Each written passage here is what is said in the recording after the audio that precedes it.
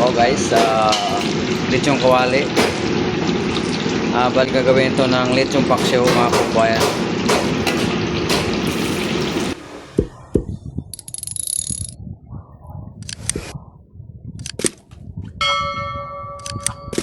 Chef, magandang umaga chef. Ano bang niluto mo chef na gulay?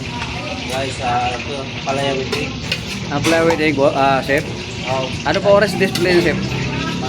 ilalabas na to. Ayan. Ano bang sikreto na chef? Bakit masarap ang niluto ng chef? Mamahal. Pagmamahal talaga no chef? Oh. Chef, shoutout mo sa yung ating kababayan. Shout out si Banis. Shout out. Okay, mga kababayan. Sabi lang, magpapagmahal talaga. Malinaw. Oo. Shout out to Miguel. Thank you chef ah.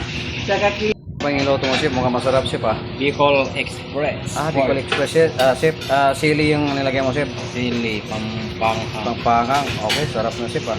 Ano ba sikreto na chef? Bakit masarap magluto? Pagmamahal. Talaga mga kababayan, number 1 yung pagmamahal pagluluto masarap. Saka may diskarte mga kababayan. Guys, ito yung grilled chicken. Masarap to mga kababayan dahil meron siyang activity. The best talaga yung grilled chicken dito. Sa RFD Food Service. Yeah, thank you for what. Mga kababayan, ito yung pagkain namin dito sa RFD Food Service. So, ito yung chop suey. Chop suey na special to mga kababayan. Maraming sahog yan. Tapos ginataang tambakol. Siyempre may isda. Ispiso yung gata niya mga kababayan. Tsaka ito yung roast pork with Asian po yan.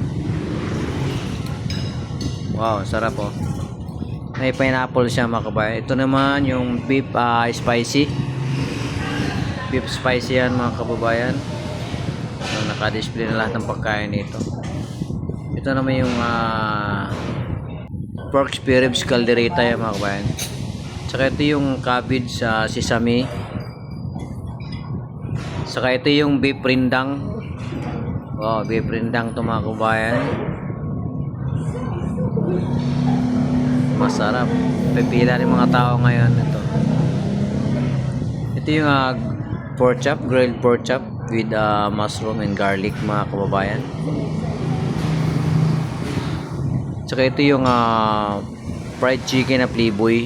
Kaya Playboy ito mga kababayan, meron siyang nyug sa pinaka breadcrumbs niya. So ito yung chicken cordon bleu.